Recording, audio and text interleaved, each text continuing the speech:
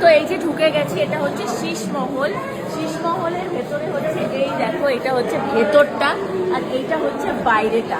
বাইরে হচ্ছে এই যে জায়গাটা দেখছো, এইখানে হচ্ছে বাতি দেওয়া যেত, মানে এইখানে একটা বাতি দিলে পুরো এই মহলটা আলো আলো হয়ে যেত। তার কারণ হচ্ছে এইগুলো হচ্ছে সব, এই যে দেখতে পাচ্ছ, এই যে এগুলো সব হচ্ছে কাঁচ কেটে কেটে কাঁচের টুকরো দিয়ে করা। এবার কাঁচের টুকরোর উপর যখন একটা আলো পড়তো, পুরো চারিদিক ঝলমল করে উঠতো।